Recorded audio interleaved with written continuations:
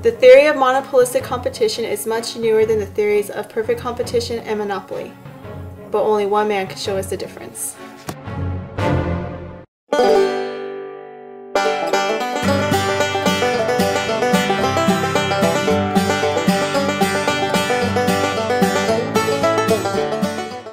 My fellow Americans, I'm here today to tell you about the prominence of monopolistic competition in your everyday life, which is why I'm taking you with me on my shopping trip to buy a pair of jeans. Before George goes on a shopping trip, he needs to learn a few things about monopolistic competition. There are many buyers and sellers in a monopolistic competitive market, and all of them are too small to have a perceptible effect on other buyers and sellers in the market. The product of each seller in the market is slightly different from the product of every other seller, and prices usually vary within product groups. Firms may enter and leave a monopolistically competitive market with ease.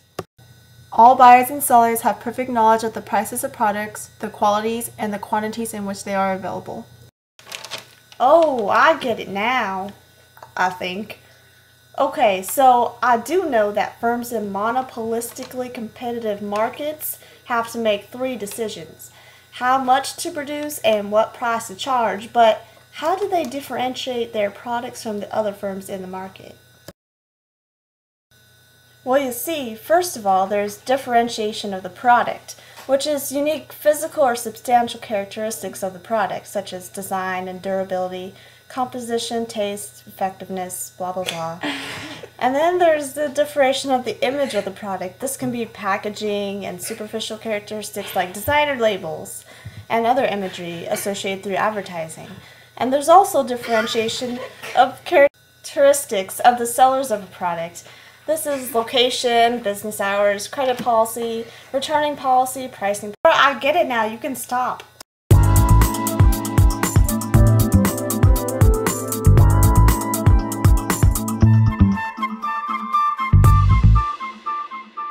Before George continues on his journey, he needs to learn a little bit more about the demand curve. Under monopolistic competition, a firm's demand curve is highly elastic. For the product that a monopolistically competitive firm produces, there are many close substitutes. When numerous close substitutes for a product are available, consumer brand loyalty is weak, and increases in price bring about significant decreases in quantity demanded, or ceteris paribus.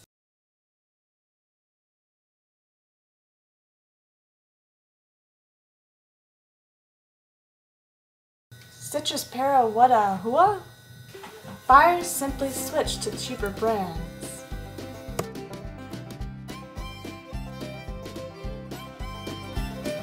Yes.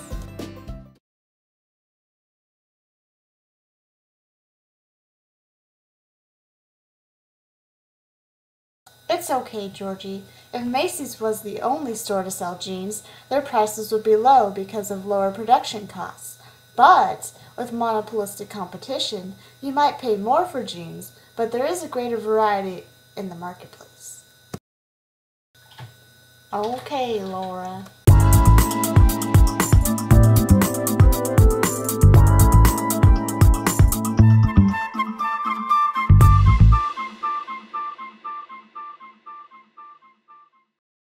I've narrowed my choices down to 2, but they're so different. I love differentiation. Now, do I want the skinny jeans or the cowboy jeans? You should wear the cowboy jeans because they're more your style. Yee-haw! All this shopping and deciding has made me thirsty. Get me a Pepsi, Laura. Oh, of course, Georgie Pooh. I'll get you a Pepsi right away. You just sit there now, alright? I'm getting up. I'm getting you a Pepsi.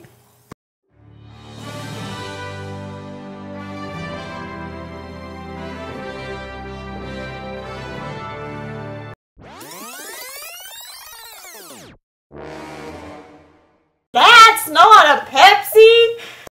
Honey, it's a Coke. They're the same thing. Laura Advertising has taught me different. We're going on YouTube right now.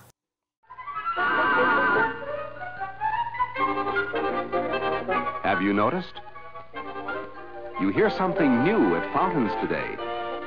People who think young say Pepsi, please. The lively crowd today agrees. Those who think young say Pepsi, please. They pick the right one, the modern light one. Now it's Pepsi for those who think young. When you say Pepsi, please, you're putting yourself among people who like their leisure. With Pepsi, the drink that's young. So go ahead and pick the drink that lets you drink young as you think. Yes, get the right one, the modern light one. Now it's Pepsi for those who think young. See, Laura? That's what a soda pop's supposed to be about. Now look at the other choice. Like to buy the world a home and furnish it with love. Grow apple trees and honey bees and snow white turtle doves. I like to teach the world to sing. Sing with me. Harmony, harmony. I like to buy the world a home and keep it company.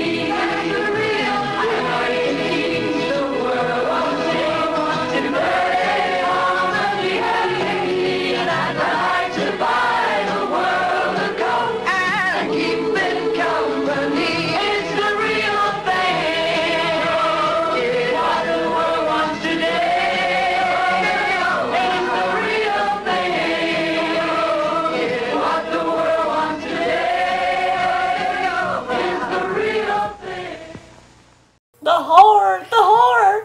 Oh, the agony and the pain! Please, Laura, save me, please! Oh, my poor Georgie! Are you okay? Oh, just keep breathing, honey. Just keep breathing.